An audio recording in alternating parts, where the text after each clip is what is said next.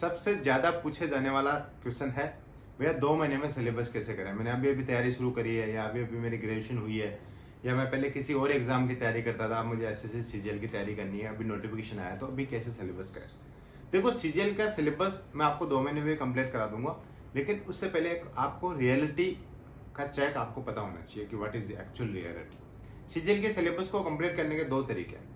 एक आपको complete syllabus करना है कि आपका प्रीलिम्स मेंस दोनों कवर हो जाए, इसमें टीयर 1 टीयर 2 दोनों कवर हो जाए और आपके प्रॉपर रिवीजन हो जाए, प्रैक्टिस हो जाए। वो 2 महीने में पॉसिबल नहीं है, ठीक है। आपको रियलिटी पता होनी चाहिए। I am not going to say कि आपका 2 महीने में पॉसिबल है, आप ये कर दोगे वो कर दोगे, ये नहीं। एक्चुअल इस वीडियो के 5-6 मिनट जो आपके मैं लेने वाला हूँ सब कुछ क्लियर कर दूंगा इसमें। इसके अलावा आपको कहीं सोचने की जरूरत नहीं है कि एक्चुअल में सीजीएल क्या है, पूरा निचोड़ आपको इस वीडियो में मिल जाएगा। दूसरा तरीका है आपको सिर्फ प्रीलिम्स के लिए टारगेट लेके चलना है, क्योंकि you never know what is going to happen. कैसे? मेरे को 3 महीने मिले थे सीजीएल के प्रीलिम्स से पहले, लेकिन किस्मत हैड अदर प्लान्स, मेरे को टोटल 10 महीने मिल गए क्योंकि डिले हो गया किसी कारण से सीजीएल। यही है। तो अभी 2 महीने है, 2 महीने के हिसाब से आप कैसे कर सकते हो? तो उसमें सिर्फ प्रीलिम्स ओनली आपको सिलेबस करना है तो वो पॉसिबल है। उसमें भी आपको कुछ टॉपिक्स छोड़ने हैं जो मैं इस वीडियो में बताऊंगा कि आप कुछ चीजें छोड़ के कैसे प्रीलिम्स के लिए सिलेबस कंप्लीट कर सकते हो। वो 2 महीने में पॉसिबल है, ठीक है। अब वैसे एक्चुअल रियलिटी की बात करो, आपकी सिलेबस कितने में कंप्लीट होता है सीजीएल का, तो उसके लिए तो पूरा 1 साल चाहिए। और कोई बोले 5 महीने में हो जाएगा, 4 महीने में हो जाएगा, 6 महीने में हो जाएगा, लेकिन सिलेक्शन वाला सिलेबस आपका 1 साल लेगा। कैसे लेगा? देखो, पहली बार सिलेबस आपको कंप्लीट करना है तो रीजनिंग कम से कम 2 महीने लेंगे सिर्फ थ्योरी पढ़ने के।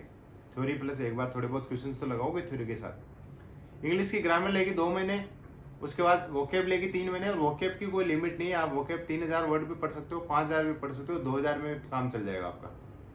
वो है अप टू व्हाट एक्सटेंट आपको जाना है, मतलब कि एक गुंजाइश नहीं छोड़नी है। एक तो होता है आपने 1000 वर्ड पढ़े, उसी में से क्वेश्चंस आ गए, तो दैट डज नॉट मीन कि 1000 में से आएंगे हर बार। 5000 पढ़ोगे तब भी ऐसे नए क्वेश्चंस आपको मिल सकते हैं। तो वो अनलिमिटेड है, एंडलेस है, उसकी बात नहीं कर रहे।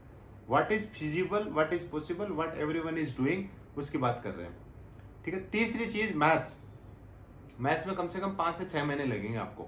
नोट्स बनाने प्रॉपर, थ्योरी करनी है प्रॉपर, उसके बाद एक बार प्रैक्टिस भी करनी है, छोटे मोटे क्वेश्चंस भी लगाने, ठीक है। उसके बाद जीएस में लगेंगे आपको कम से कम 5 महीने, ठीक है। ये तो हो गया आपका कंप्लीट, आप लेके चलोगे सबको तो कम से कम 6 महीने आपके लगेंगे। ये साथ लेके चल रहे हैं हम चीजों को, लेकिन इसमें जैसे मैथ्स में ज्यादा लग रहा है तो आपको कम समय देना है, जीएस में ज्यादा ले रहा है तो मैथ्स में ज्यादा लग रहा है तो ज्यादा समय देना है, जीएस में ज्यादा लग रहा है तो ज्यादा समय देना है, और रीजनिंग में कम लग रहा है तो इसको कम समय देना है। ऐसा करके आपको 6 महीने लगभग आपके इस चीज के लग जाएंगे। फिर क्या करना है, नेक्स्ट आप रिवीजन करोगे, प्रॉपर प्रैक्टिस करोगे क्वेश्चंस की, उसमें आपको कम से कम 3 महीने लगेंगे। तो 6 + 3 हो गए 9। पहला रिवीजन, फर्स्ट प्रैक्टिस यहाँ पे हो गई है। दूसरा आपको कम से कम 2 महीने लगेंगे, सेकंड प्रैक्टिस, सेकंड रिवीजन, थोरो रिवीजन की बात कर रहा हूँ यहाँ पे मैं।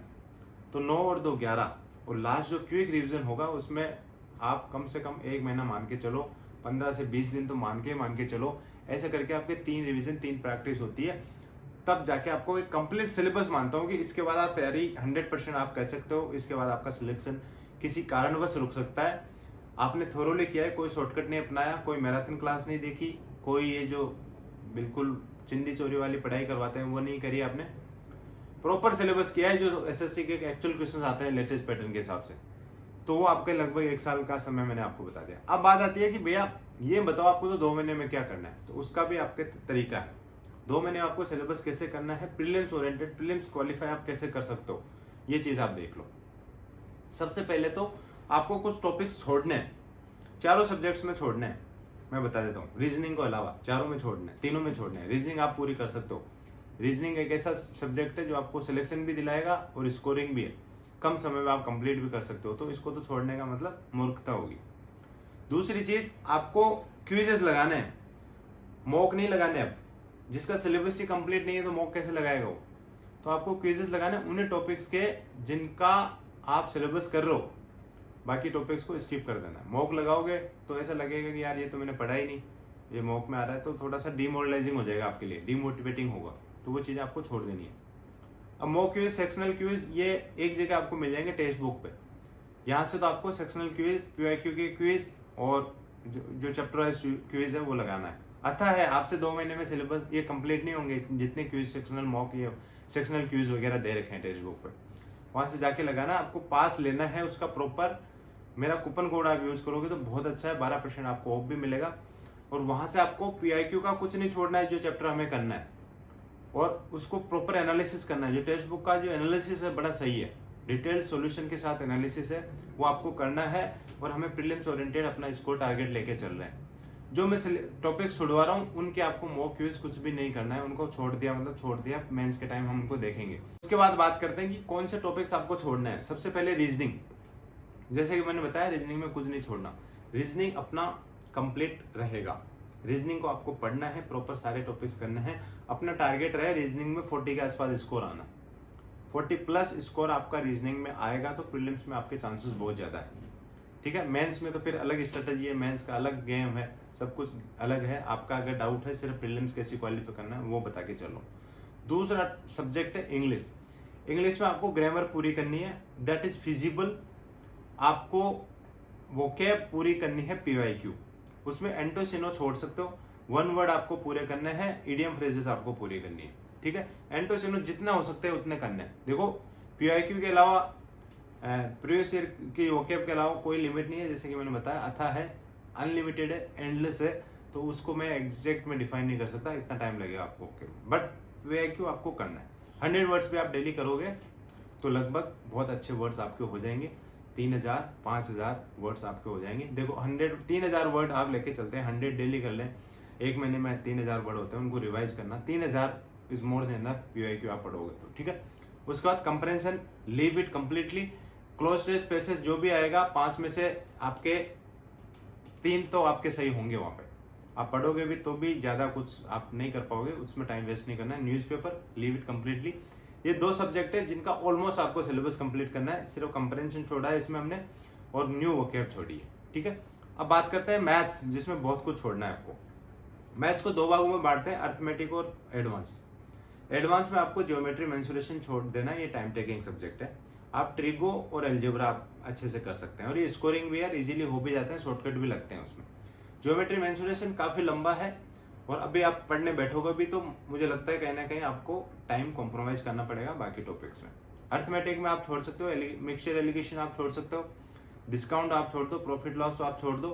कुछ जो कॉमन टॉपिक्स है जैसे time and distance, time and work, pipe and system, ये एक कॉन्सेप्ट से आपके हो जाते हैं, एक पढ़ा दूसरे से हो जा रहा है, दूसरा पढ़ा तीसरा हो जा रहा है।